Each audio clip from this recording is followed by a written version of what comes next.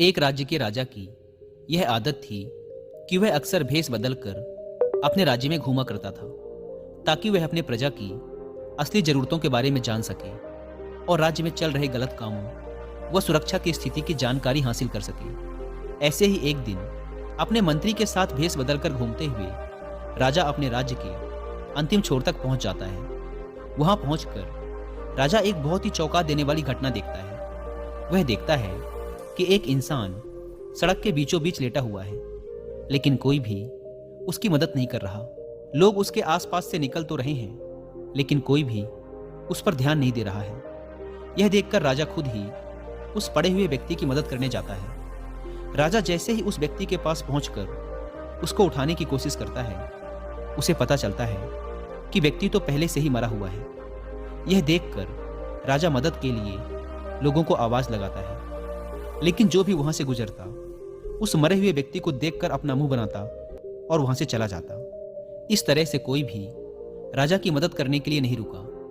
अंत में राजा ने वहां से गुजरने वाले एक व्यक्ति का हाथ पकड़कर उसे रोकते हुए पूछा, मैंने लोगों को इसकी मदद के लिए आवाज लगाई, लेकिन कोई भी इसके पास तक नहीं आया। आखिर ऐसी क्या बात है कि लोग इस व्यक्ति को छूना तक नहीं चाहते। यह सुनते ही उस व्यक्ति ने मुंह बनाते हुए जवाब दिया, सब इसके कर्मों का फल है। यह हमारे नगर का सबसे बड़ा पापी है। इसने अपने पूरे जीवन काल में सिर्फ बुरे कर्म ही किए हैं। यह कहता हुआ वह व्यक्ति भी वहां से चला गया।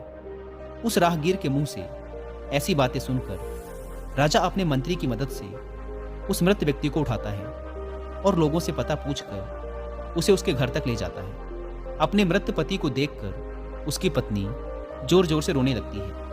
तभी थोड़ी देर बाद राजा उसकी पत्नी से लोगों का उसके पति के प्रति जो व्यवहार था उसके बारे में बताता है, जो उसने सड़क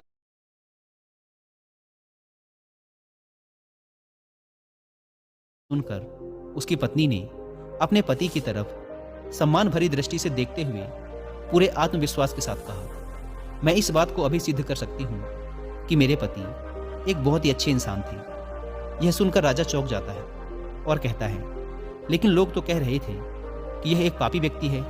यहाँ तक कि लोग इससे इतनी नफरत करते थे कि वो इसके मृत शरीर को छूने तक को भी तैयार नहीं है।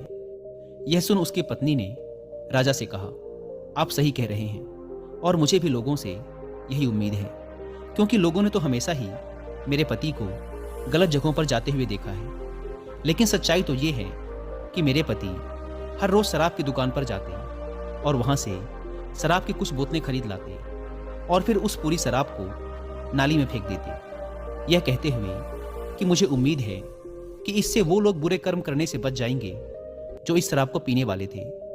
फिर उसके बाद रात में मेरे पति उन स्त्रियों के पास जाते जो देह व्यापार करके अपना जीवन यापन करती हैं। उनमें से कुछ स्त्रियों को वो पूरे रात की कीमत देकर उन्हें दरवाजा बंद कर लेने के लिए कहते, जिससे कम से कम उस रात तो उनके पास कोई न जाए। उसके बाद वो घर वापस आते और भगवान का धन्यवाद अदा करते कि उनकी कृपा से आज वो कुछ औरतों पर हो रहे अत्याचार को कम कर सके और कुछ जवान लड़कों को गलत कर्म करने से रोक सके।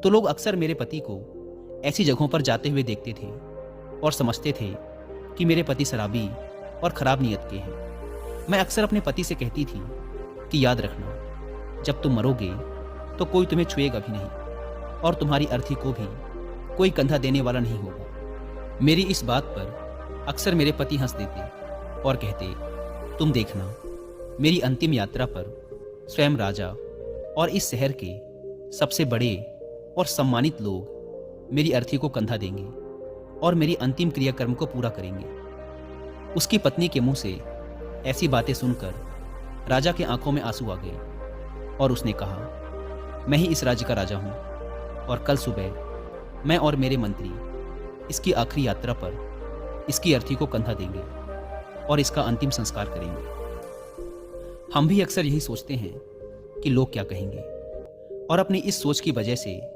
हम कभी भी वो नहीं कर पाते जो हम करना चाहते हैं, जिसे करने से सच में हमें खुशी मिलती है। तो इस कहानी से हमें यही सीख मिलती है कि लोग क्या कहेंगे, इस बात की परवाह किए बिना हमें वो करना चाहिए जो करना सही है। जिसे करने से हम सच में खुश रह सकते हैं।